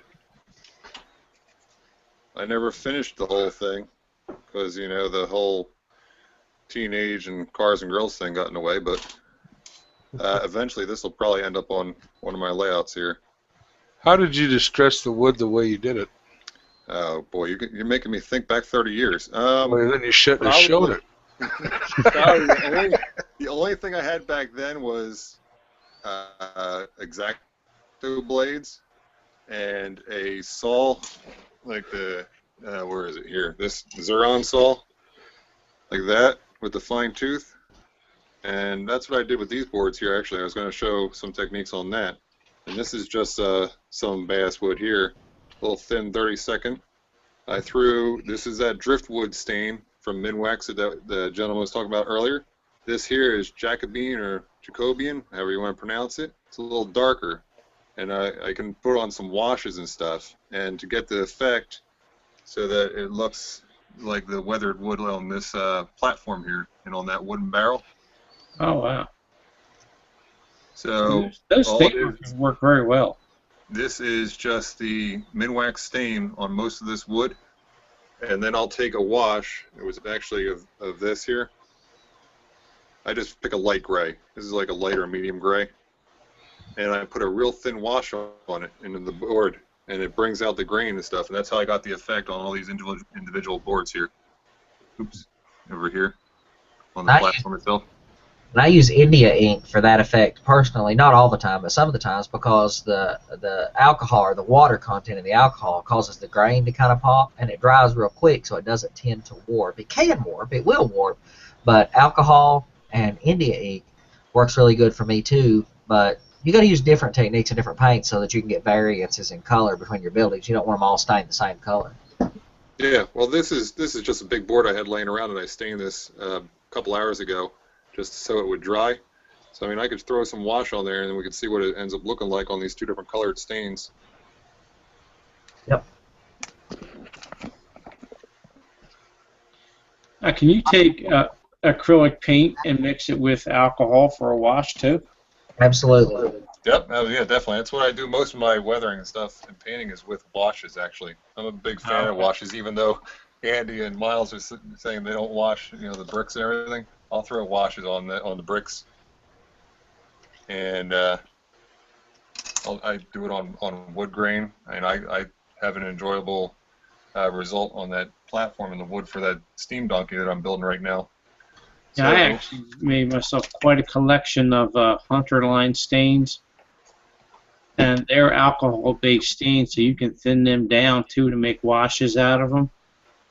So I have to play around with them, but I collected a bunch of colors because they had a good sale going on when we were at the Fine Scale Expo. So yeah, I gotta get some of those Hunter lines. They look pretty nice. they work very well, Ron. They really do. And AK Interactive is a vendor that makes a lot of armor modeling, and I have a rust wash from them that has an effect that I have not been able to replicate with just chalk. And I use washes a lot, and I use alcohol in my washes. A lot of people use water, but I use alcohol because it's faster. It goes away quicker and lets you see the effect better, and I use acrylic for that. And I do use washes for mortar lines, but for the stuff on the front of the layout, like that blue house, I wanted some texture to the mortar lines. So I use both techniques. It just depends on where it fit, what the occasion is. Now, what are you doing there, Ron? You just put a little bit of alcohol down and then dab your paint? Just throw. I do it on my workbench. I do it on my cutting board here. Just fill the brush up with some alcohol, and then I just lightly touch it into the gray. It could be a light gray. It could be a tan color. I've done tans just to kind of accent some of the grain, and then I'll just come in. Let's see, is it on the camera there? Yeah, we're good. Just come in and I'll hit it. It won't look like much at first, but when that alcohol starts to evaporate, and you just want to do random. You don't want to sit there and brush it on like you're painting a wall. And you can always go back and build it up too. And just these variances. Now what I could do is I like to do individual boards, or you can do a big sheet like this. This is similar to how I'll do my my wood shingles on some of my structures, where if you do it in a big sheet, then it's going to get cut up, and the wood shingles or these boards, you can cut these into strips. If you're making 2x6s or whatever you're going to do, you can rip these down, And then since the boards aren't going to line up exactly, those variations in the wood will make the individual boards stand out because you're not sitting there just brushing it on as one solid coat. Now I could go back and add some tans in there. I could add, one of my favorites is this concoction that I made here. This is Polyscale Railroad Tie Brown. I was talking to some of the guys the other night about this. It ended up being about a third full, half full maybe, and I was dipping my brush in there. It was getting kind of a little muddy from, I think, might have been a little gray color or something, but it was basically Railroad Tie Brown. And I filled the rest of the bottle with just some regular IPA, like 70% alcohol. Filled the whole thing so it thins it out, and I gave a couple shots of India ink in there. And this here, I get a pretty nice wash with this thing. And it's kind of like a brown grimy, let me wipe up my gray here. A brown grimy, I'm not sure if you can see that on the lid or not. Oh, wow. But when it dries, it's kind of a neat little color. I'm not worried about getting any of that gray wash. It's so thin anyway, so it doesn't matter. But this will kind of highlight some of the darker colors and stuff. And again, you're just going to be touching here and there. And if you don't like it, just take a napkin to it, towel, whatever, and wipe it off a little bit. I haven't done it on this driftwood, so this will be a first. Let's see what we got here. I usually do some of the darker colors. And you can accent and have, let's say if this is a lot newer wood, but it's just starting to age, or if you want to just darken it slightly, you can do the same technique a little bit. And then again, if you want to just darken the whole thing, you don't like the color of this stain, just brush it on there and make it all one color. And then you can get that a little darker, build up the tone, and then you can come back with the lighter gray washes and stuff. It's wood, it's nature. It doesn't have to be nice and straight and linear. It can just have some variances in there. That's what's great about working with wood. Like Miles said, if you're modeling wood, use wood. Mm-hmm. The only thing that I haven't done is metal, like the metal roofing. I made styrene, evergreen. I think it was like a V-groove. I made it look like like the galvanized corrugated roofing, just by building up a couple layers of silver. Actually, that was on the bar mill structure here. Let me show you on that one real quick. This was done with a lot of. Go ahead. Weren't you using some of that Campbell metal, corrugated metal the other day, or? No, that came in the kit for that Steam Donkey, but I'm not going to use it. That's the one that I'm going to end up using, the wood shingles. Oh yeah, I love that Campbell material. But what's that? This here was actually just this isn't Campbell. This is regular evergreen styrene. Huh.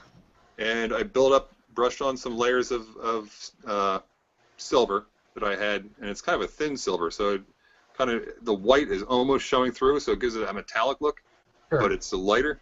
And then I just came back and we gave some thin washes, and actually some of this is washes of some color, and some of it is some of those Bragdon weathering chalks.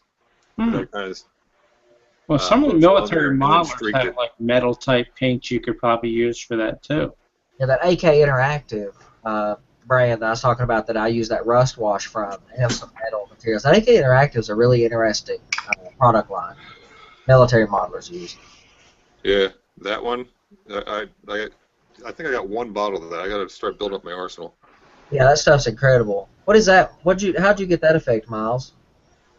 This is just stain on individual boards, and then what I learned from John Lawrence, my buddy again, a long time ago, you throw out 5 or 6 sticks, cut to length, cut to the width, or actually throw out about 10 or 12 of them. Put those on, then throw out another 12 and put those on, so that you keep your random. Otherwise you start picking all the dark ones and all the light ones. But I just blew them up individually. These are just stained, and this is done with the same thing that Ron was doing with a razor saw, Zona saw. Just rake the grain to them. Yep. And then texture that stuff up. It makes a great looking wood. Yeah, and the saw, dragging the saw sideways, trying to make things on my ties some, and I use a metal brush some, but to get it done fast, I've been taking a wire wheel and a Dremel at my slowest speed, especially if you want it really rough, like some of the railroad ties that I wanted really rough. I took a wire wheel to the suckers. You can also use a metal file card. It's actually like a short metal brush about that tall, and it's used for cleaning out the teeth on like metal files. It's real stiff, so you get it there about this big. You just drag that across a bunch of boards, and it works just like a Zona saw does.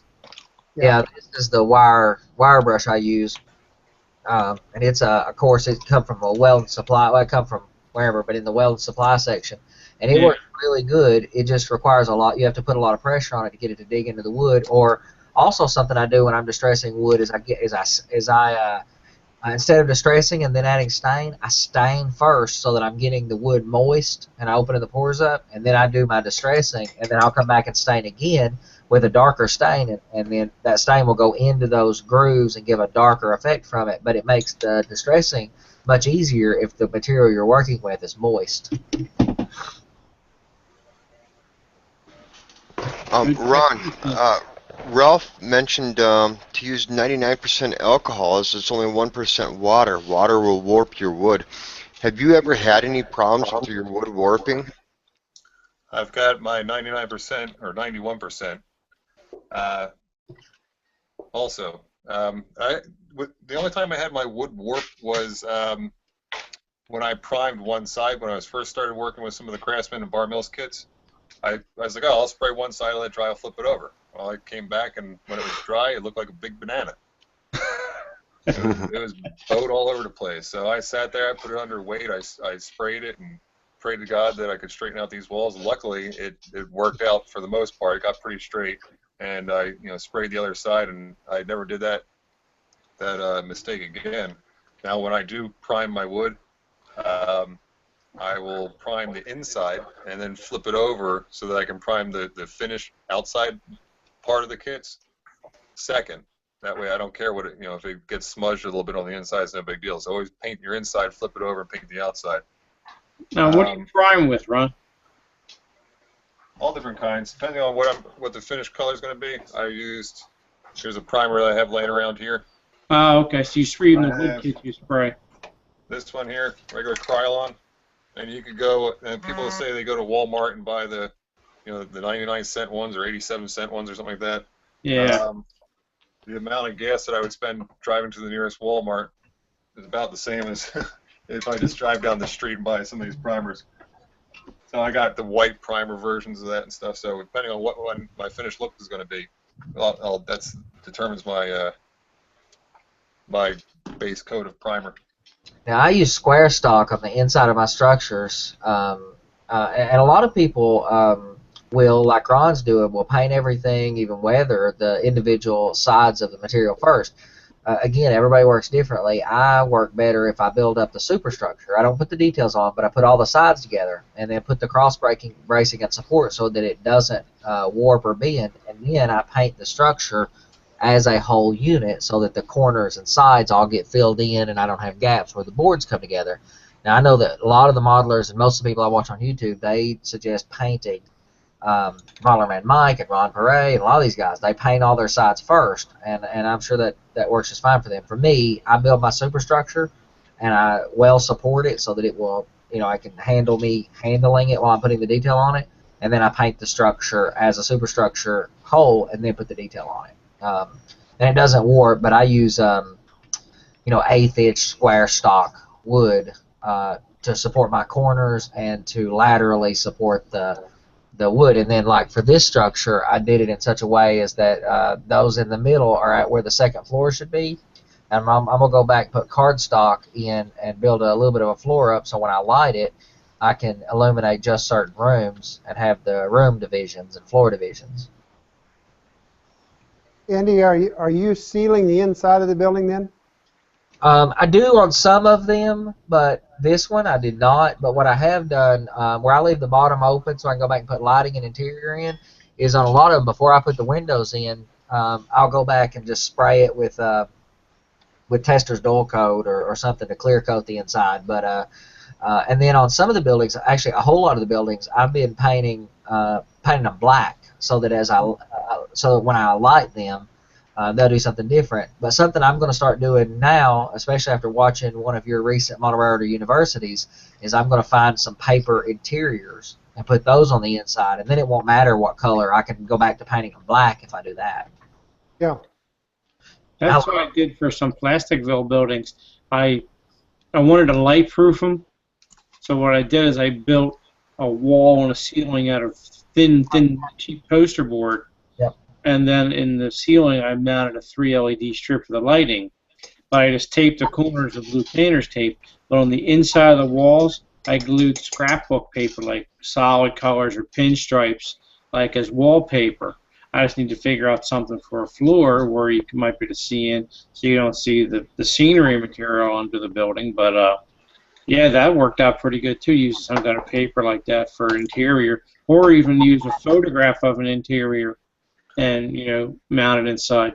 Well, that's what Miles done on a recent video that I was talking about. Is he had found a picture of the inside of a building, shelves, counters, some guy standing in there or something, and he printed it out and folded it around the building. And I've tore this building apart so that I can get back to the inside of it, so that I can stuff a folded piece of paper, and hopefully with tweezers, patience, and a few adjectives, I will be able to get a piece of cardboard in there with a painted interior or with a printed off interior.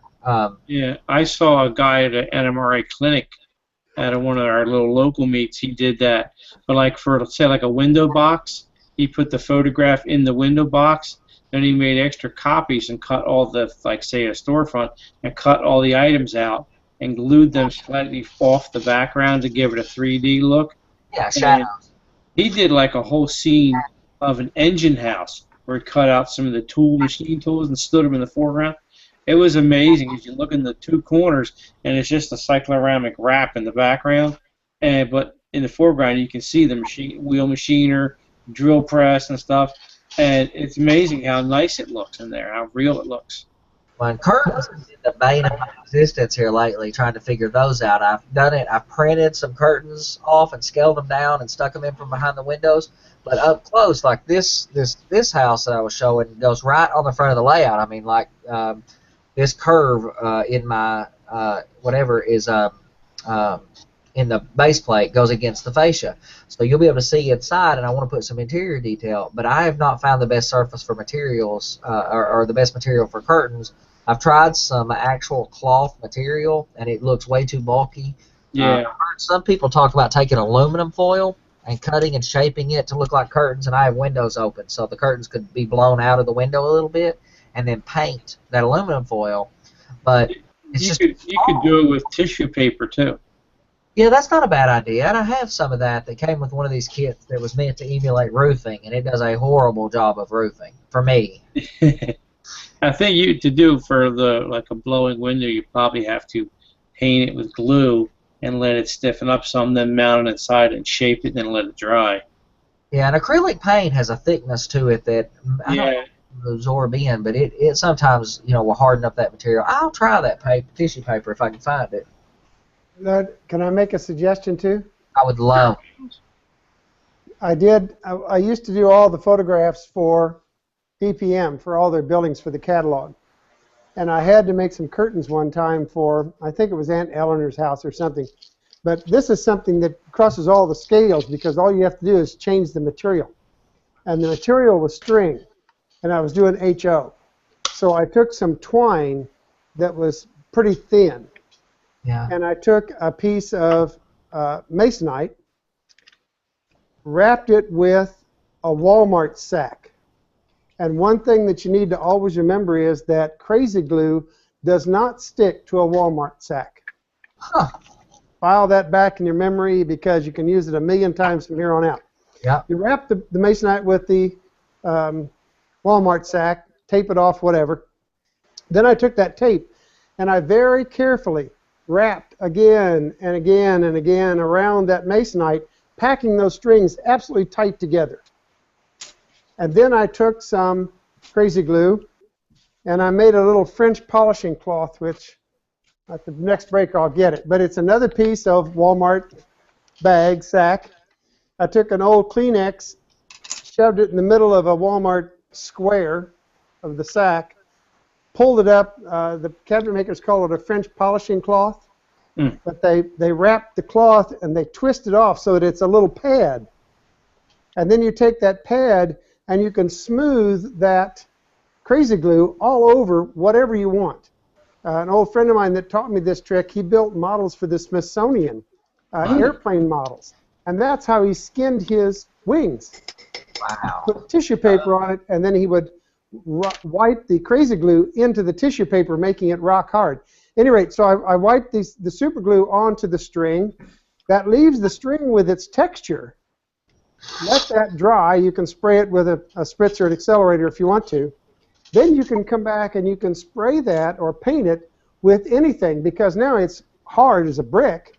You can use, I used at that time Flocal, but you could use latex or any of the other colors nowadays. Paint that string. Then you simply cut it off with the Masonite, and now you have a sheet of curtains. Because the curtains look like they're rippled. Yeah, made from individual string. You cut them to the right length, put them on the inside of your window, and they look 100% like curtains. If you did it out of thin twine or a thread, you could do it in Z scale or N scale. If you did it in much thicker twine, you could do it in O scale or even G scale. I wonder if you could use like even embroidery floss in color. Yes. I don't know how the dental floss. Well, if you got the non-coated dental floss, it would probably work. I mean embroidery floss. Or embroidery, yes, that would work. Well, and then you could do pinstriping and not even paint to do it. I mean, you could pinstripe curtains, layers of that. That's brilliant. That is a great idea. Curtains is it seems like the difference in, that's one of the things that I found I think would make an incredible difference in my models is those things like curtains. Curtains would make a huge difference. Yeah, the neat thing about the strings is that they're absolutely perpendicular. If you think about a curtain, it's working by gravity and it's hanging absolutely plumb. Yeah. So when you put that string on and you wrap it so tight, you're making them so that you can hang them absolutely plumb in the window, and they look like curtains. I'm going to build a jig and try that. I'm sure me and you will talk about that again in the future. That sounds. That is a great idea, Miles. Absolutely. Thank you. It looked good. I came up with that tissue paper idea from a plastic modeling forum. A guy was trying to replicate the aluminum curtains inside of the Lost in Space chariot model. And when he took the tissue paper and folded it in pleats and then painted it with aluminum paint and let it dry, and then just stretched out a little bit, and it came out pretty good. I could work beautifully, but the idea of the rope or the twine, especially for very foreground models, is that it has those pleats I was talking about where we're having to fake gravity. It has pleats built into it. That's slick. Yeah, the string really looks pretty slick. Yeah, that's the best idea I've heard of. I'm sold on it so far. I'll give that a shot. We'll talk about it again sometime. Okay. Yeah, let me know how it comes out. Let's say I'll try and grab a picture out of the catalog here on the next break, and I think we can put it up on a camera and see it. Awesome. Yeah, I remember when you used to do those little small Woodland Scenics dioramas. They were beautiful. Thank you. My job depended on it, so I did a better job, you know. Yep, it's got to get paid. You would have paid. So, Ron, what's those couple of building tiles that you had? You have a couple different effects on those. Is that concrete across? Well, this one here. Oops. I think it's the bottom one. I think I was looking at. That one looks pretty good too. That bottom one looks really nice with the gray coloring, at least on camera. Well, these are all the same tiles. They're part of the DPM kit. So I just grabbed 3 of the same tiles so that they would look the same. This is just raw plastic. Yep. This one is primed with that Rust-Oleum red primer. This one is primed with the gray primer. And I tried something a little different. I figured I didn't have a tan, unfortunately, a flat one, like a tan or a light gray, so I just had this like medium gray. And what I figured I'd do on this one here is paint it with the gray primer, and then I almost dry brush and take the brush and just barely go across with the blade of the brush, like real Sure. flat, like this, and just hit the high parts of the brick so that the gray comes through in between. And if some gets in between to the mortar lines, it doesn't matter. So No. that's what this side is here. This part is just the gray primer underneath with the highlight. I just grabbed a brick looking color. This is just boxcar red from Polyscale. And I almost dry brushed it on top. Yeah, you're doing it And by then traditional. for some of the border lines, I tried the dreaded wash that you guys were talking about, but I like it. I just took some Polyscale gray or concrete color. It could be a light gray, it could be some other light tan color. If you want it real clean looking, you can always go with like a reefer white or an aged white type thing. And then thinned it with the isopropyl IPA stuff. Either I got 70 and I got 91. Either one. Just make a real thin wash. I did it right on my board here. And then I just touch some areas and let it capillate through. You know, the capillary action, just have it pull through to get it to wick through all the mortar lines. And I did that on all three on the side here, on the right side of each one, just to kind of see and show the variations of just plain plastic, you know, just with a flat brick reddish color type on it and with the mortar lines added. And then the same thing with the gray, dry brushed a darker brownish brick color with the mortar lines on it. You can go lighter, you can go heavier. You know, experiment. Grab, if you have one of these tiles. I mean, I got one of the big, I think it was a Terra Surplus plant building that they have, and it has tons of these tiles, all the different versions and styles and stuff. And you can make tons of buildings, and the kit will probably cost you like $40 or something. You can get all kinds of buildings or one gigantic warehouse type thing. And you can use them and practice different techniques before you go and turn to one of your, finalized buildings that you spent all this time gluing all these tiles together. You made it look perfect. Now you're ready to weather it. Try it out and experiment. The great thing is, after you're done experimenting, you can just hit it with primer and cover the whole thing over, and you get usable tiles again.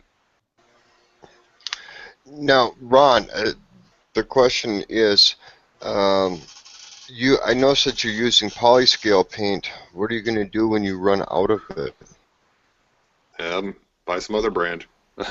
I grabbed this from the hobby shop last week. I tried that. That seems okay. I don't know what other brands there are. There's another one here. I tried this True Color. I haven't done much with this one yet, but I wanted to try it out. It's a flat rail brown. But I got to try that out. That's actually a lot thinner than the Polyscale. I think this one's almost ready to spray. A lot of them are coming ready to spray right nowadays, but you can also brush them if you wanted to. Now that model one, is that the one that's made by Badger? Yeah, that one's Badger. Okay. And again, it's whatever I have in the hobby shop. I mean, I'm not married to Polyscale. It's worked well for years, but I'll find techniques to make them work with whatever brand is sitting on the shelf at the time. What is your guys' like some Citadel? I haven't gotten the Vallejo or the AK stuff, but I tried Citadel and that works pretty well too. What do you guys think about the cheap acrylic craft paints you can pick up, like at the like these here? famous Walmart store for 50 cents for 2-ounce bottles? Yeah. These, I use these also. Here, this is that silver color that I used for that silver roof that I painted the styrene. And it's just a silver color. I mean, I got all kinds of colors laying back here. Well, I guess my question is why buy the more expensive bottles and stuff when you could buy those 2-ounce bottles for 50 cents? Agreed. I see a lot of people do some amazing work with that stuff. I use them both. I use all of them. It's like whatever color I grab. I am buying less of the model stuff because it is $5, $6 a little tiny bottle. Right. Instead of 87 cents or whatever it is. And Like, go ahead. I got a question on wood building. I need to model a HO scale gallows. Would you recommend, I mean, I want to do it stick by stick, so should I buy scale lumber? Or Absolutely. can you get it? Absolutely. To do something like that, you want to make sure you buy the scale lumber. It doesn't have to be scale lumber. I mean, I'm sure if you have it sitting on your layout, somebody's not going to walk up with an HO scale ruler and say, "Oh, that's not a a 2x4 or whatever. That's off by 3 inches, 3 scale inches." But if you go to your hobby shop and all they have is just the regular stock, like 1/8 or 1/32, 1/16 type of wood, and it looks good, it's about the size that you want, why not use it? Well, I was gonna order a small supply from Mount something. Mount Albert. Yeah, Mount Albert. He's got a distributor here in the U.S. now, so that you don't have to pay the fees from Canada. Black Bear. Black Bear. Yeah. Black Bear Construction. Mount Albert. He also sells through Harbor Beltline too. Oh yeah, that would be a handy place you could buy. The delay with that Black Bear is the only problem. Is there a little delay in getting shipping out? But Mount Albert's is my favorite lumber company. I have Kapler stuff too, but Mount Albert's is so consistent. Everything he has is extremely precise. And actually, You're saying that Black Bear has a delay? I had a delay on one of my orders because he didn't have it in stock at the time. Oh, okay. He has in stock, no problem, but there's a delay in him having stock sometimes. So if you order something that's not in inventory, like I ordered regular ties, I didn't have a problem. I ordered switch ties, they didn't have an inventory, so there was a delay while he got them. It's not horrible, but that's the only thing. So the other, who was it, Barry? Who else is the distributor for? Harbor Beltlines. They're in Ocean View, New Jersey. Yeah, so they may have a different inventory, so having another source would help in that arena. I also want to chime in on the paint thing. I also use those cheap Apple whatever this thing is called, Apple Barrel paint. They're not horrible, but I'm having better luck with these paints. They're slightly more expensive. They're $2.99 a bottle, but you get about twice as much. So it's it's slightly more expensive, like 50% more per ounce. But my coverage on this material is so much better than that, and it thins really good. This is for cheap paint. This is exceptional. That's just regular artist acrylic paint, right, Andrew? Yeah, the fine touch stuff, Hobby Lobby. I really love this.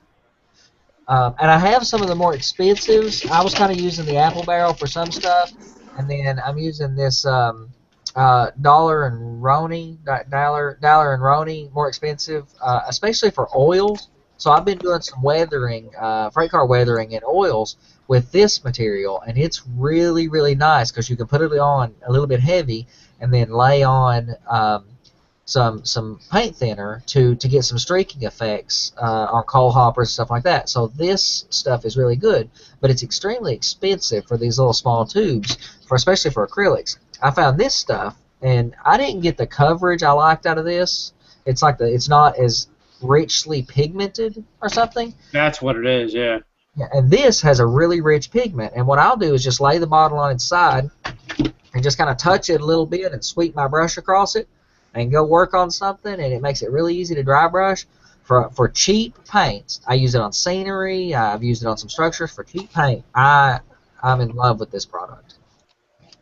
There's 2 colors I think you can get in that line that are really great for painting like ocean floors or harbor floors.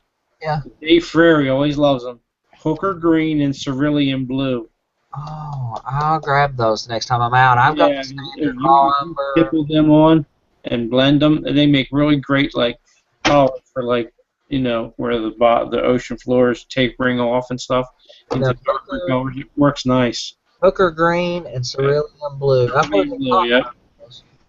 heard him talk about those, so I'll give those. I got some waterworks to do pretty soon, and at $2.99, the fact that they give us so I think that you can get them at Michael's in those colors. Yeah, well, and they have a huge selection, and so does Walmart in these, but they're just it's like I had. Walmart has a cheap line like those tubes too. Well, I'll have It to doesn't try have a broad selection though. No, and this works, but for me to get a good solid color, I have to put the paint on too thick, and Yeah. it was degrading the rock work. For example, I was doing some rock work, and Yeah. degrading the detail. Whereas this, I can put on much thinner. Yeah.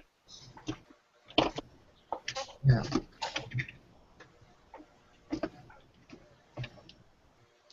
So Andy, you were saying that the Black Bear Construction, as long as it's in stock, then it's pretty quick shipping, right? Yes, yes. If they show it in stock, it'll be. I had it in 2 days or something, 2 or 3 days. I mean, it was standard shipping from, and it was not the expensive shipping. They have some more expensive shipping, but the standard shipping got it to me in a couple of days. But the switch ties in the 16-foot switch ties is not in stock. So Okay. Well, I got 3 weeks left of this build to do. well, and I haven't ordered the dimensional lumber yet, so I would, in the chat window, I scared put me for a minute. to the Mount Albert scale lumber from Harper Beltlines. yeah, that'd be another source that may have a particular inventory. Is what I'm excited about. Yeah, he has a pretty decent inventory. Where do you live at again, Andy? I'm in Kentucky. Last year. Oh, okay. Because I know he's from New Jersey, so I see him at all the local shows around here. Yeah. And But that's he's usually at Amherst too, I think. yeah. I think I'm gonna go first this year. Well, anybody goes up to Amherst, make sure you let all of us know, because I'm up there every year. Miles is there. Actually, me and Mike are going to be clinicians for Miles this year. And then everybody who's anybody is at that show. I think Bill Graham's going to go this year. I'm trying to gather a few more. I plan to go to Amherst, and NMRA 2016 is Indianapolis, which is close to me, so I'll be there as well. Yeah, that I may finally make it to. Well, that would be my second national show. Yeah, The other one I was at was when I was in Philly in 2005, I think. I went to Nashville in like 1995 or something, but I couldn't see making it to Portland. Yeah, actually, I was the third one because I went to the Valley Forge Central Yeah. back in I guess not 80s or 90s, and then I was at the one in Philadelphia because our club displayed at the national show. We won second place overall modular group, and then I'm hoping to go to both Indianapolis and the main national narrow gauge show next year, but not sure yet. That'd be nice. Get together. Oh yeah. Andy, can you put me up for a second? That's your string. I found the piece that I used 20 years ago. Wow. 30 Look at that. And then, just as a teaser, let's see, you want to go to this one? That's in a window. That This looks is my like out of square window, but that doesn't have glass on it, but that's a piece of it sitting in a window. it looks like a piece of material. Yeah. That's cool. I tell you what, you'd think you knew what you were doing, Miles. That's really, really good. I tell you what you could do while you're laying that out? You could take a string, lay it across the bundle, and then when you laid your bundle out, flip the string over and pull it so it's like a tie back in the middle, then do it up in glue, and then you have like a folded curtain. Yeah. Yeah, you can make your fold back and glue, and it'd all be rigid. And When you go to do that, Miles, do you dye your string before you actually go ahead and glue it, or? I'll flip it for you and show you here. That's how it looks natural. That's the crazy glue you can see is discoloring, as it always does. So this is with paint on it on that side.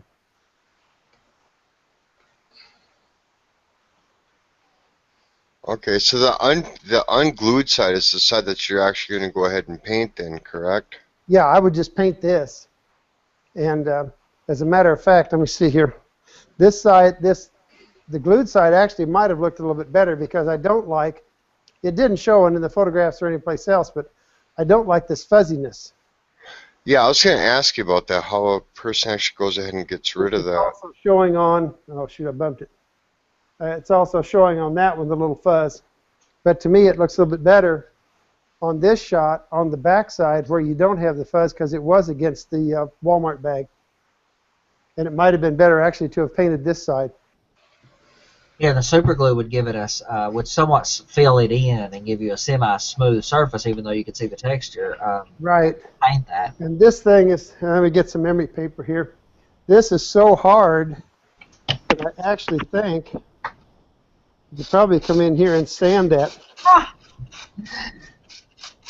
I mean, it's hard as a brick with that crazy glue on it. So, yeah, so you can smooth it out a good bit.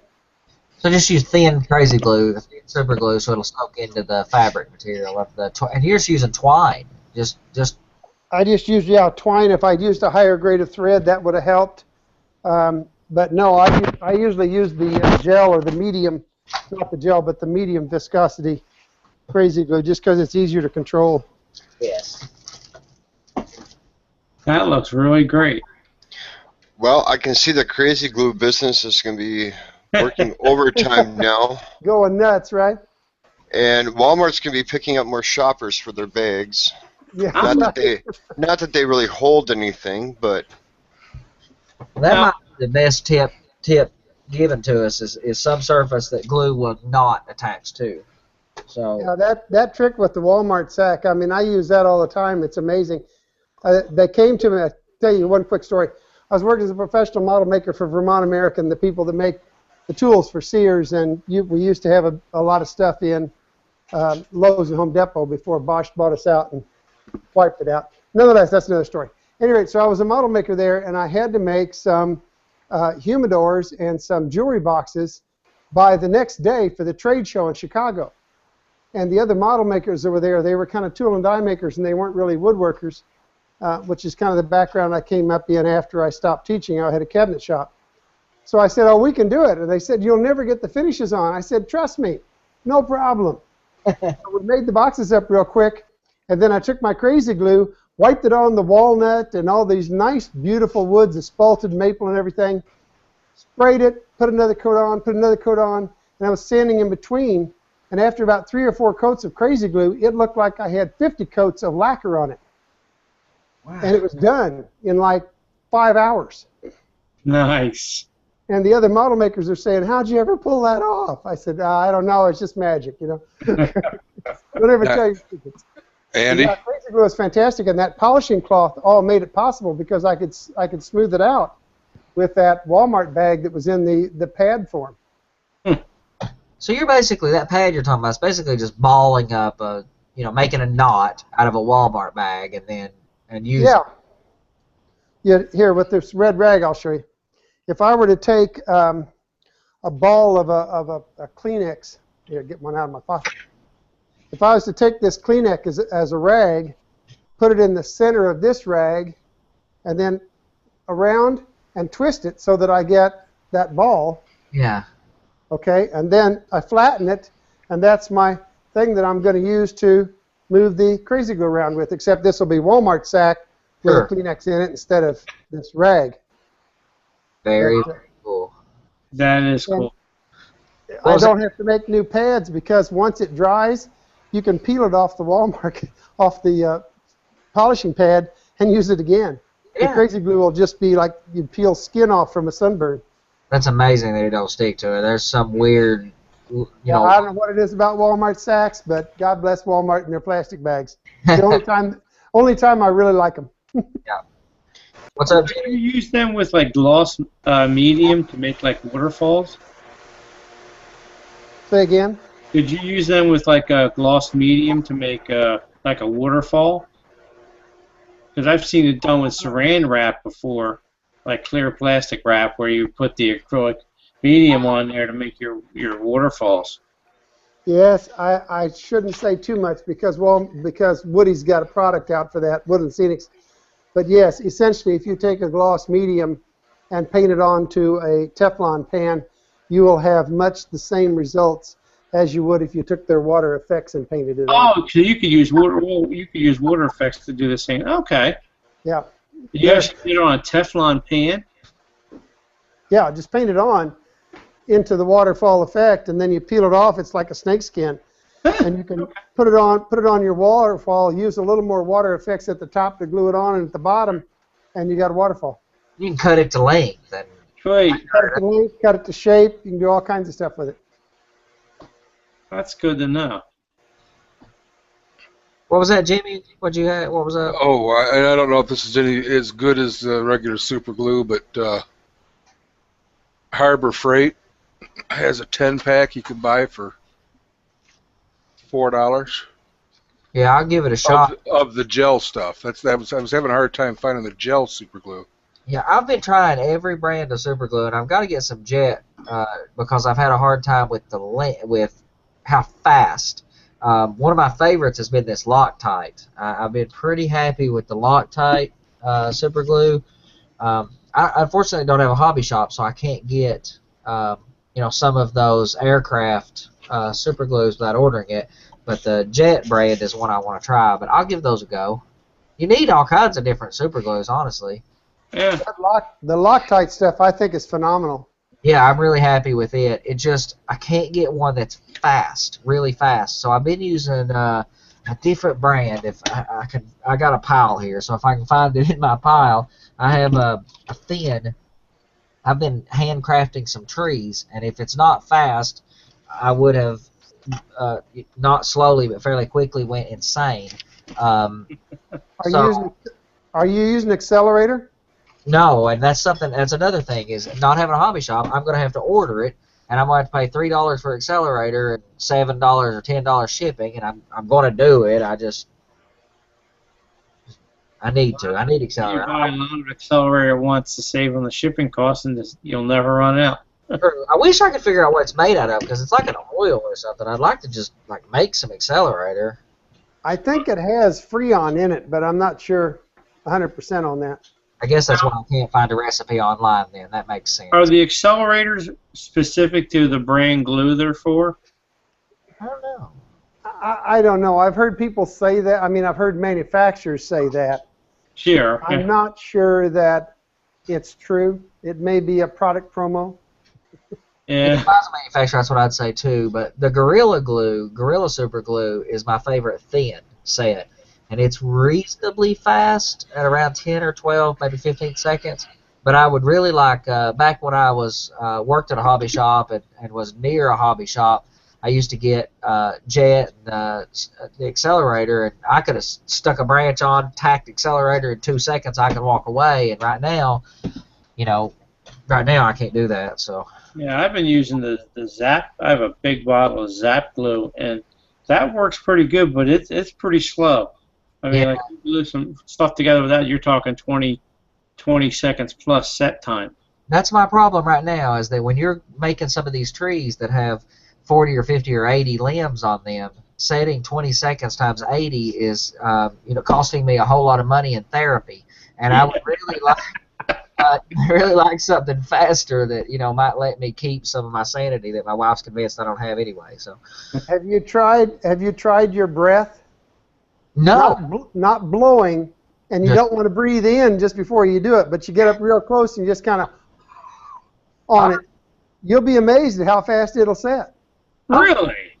Think how fast it sets on your fingers, and that's the moisture from your fingers. And the moisture of your breath, not blowing, but, it works. Yeah, I got to try that trick. You better believe it. Here in a few minutes, I'm going to try to glue something. That's a problem. When I'm using that 20-second plus glue, that's 20 plus seconds to glue my fingers to something. Yeah. Especially when I'm dealing with making tiny speaker enclosures. Yeah, when you're dealing with sensitive electronics, with what I'm dealing with all these branches, if I glue it, so what? I break a branch. I got piles of this stuff. But it gets frustrating as I'll glue one branch, and in the process I'll glue my fingers to others. So I've give up on you. I don't do it with my fingers. I don't even try. I use tweezers and put it in there and then tack the glue. And I've got to try the little breath technique until I can get some fire. So. You know the two things that Crazy Glue sticks to faster than anything else? You got one already. Yeah, me. Fingers and insulation on wire. Huh. Oh, okay. I wonder why that is. I have no idea. Really? Man, You touch it to the insulation on wire, and it's almost hardened in a second. Yeah, if they would only make wire insulation out of Walmart sacks. That's right. I'll be darned. I'll tell you what, Amazing. those little tricks that save you so much time like that. How come you never mentioned that breath trick at one of the MRU clinics, Miles? He's got so many tricks, man, and like you He said, does. can't get Well, I don't know. He showed me a lot of tricks over the last few years. I learned that from Al Booz down in San Antonio. He does it all the time. and Wow. twine I've took apart. I've been using some sisal rope to make some scenery, and which is really awesome, by the way. But again, I don't mean to step on Woodland Scenics, but this sisal rope is awesome for this stuff. But that has a really fine architecture. If I could figure out how to get that in long enough strands without it breaking, to wrap it around the board like you're saying, no question, that would make some Yeah. beautiful curtains. And man, what a cheap material! Because like City Classics makes curtains, dry burnish on curtains, and they're okay, but they have no depth to them. So if it's a foot back on the back of the layout or on a printed building, no problem. But if you can do it with that, that's $1. You might be able to do that. I'm gonna give it a shot. Lay down a piece of tape and try and roll them together and line them up. I don't know how well it would work. Well, he's got the right. Miles had the right idea of getting it in length and wrapping it around. Yeah. I think that's what you'd have to do. So right now, I just had some of this already cut to some short lengths where I've been making some really coarse field grass in my undergrowth. But That's it. Unless, those things, like say, gravity works on them, and they need to hang plumb. Otherwise, they look hokey. yes, and you can't recreate that pleating effect of curtains. No, It's just not possible. And there's it's no hard to way do. you could, and not an HO scale, can you make those pleats in aluminum foil? Somebody said that online. It's random, but it's not. Yeah. Well, guys, I'd like to thank Miles and Andy and Ron for doing the presentation for us tonight. A lot of great information. Thanks for having me. Yeah, it's been a very useful and learning experience for me as I'm working on some of my projects as well. Just a little reminder for everybody to keep checking up with YouTubeModelBuilders.com for the live show and all the latest news. And that's hosted by Big Bill Graham, which is once a month. The eMag, which is bi-monthly. And viewers can sign up for a free subscription link to be emailed to you. The eMag is also looking for model railroaders to send in articles and pictures to be published. And don't forget about the new improved presentations with Gino, Barry, and Mike. And the tech shows newly added, and the normal moderator presentations with Dude and Troy. And the Thursday night general hangouts with Johnny Reb of Southeast Rails. And speaking of Johnny Reb of Southeast Rails, he actually already has a after show hangout link. So if you guys want to jump up on in there and do a little bit of chatting, I'm sure he's already got the link already posted as well. And great show, guys. I'd really like to thank you guys again and putting on such a great structure show for us all. Thanks, Troy. Thanks for hosting. Thank you. Hope everybody learned something. I definitely learned some stuff. Thank you, That guys. concludes, and hopefully everybody else all enjoyed. Thanks again for watching. All righty. Good night.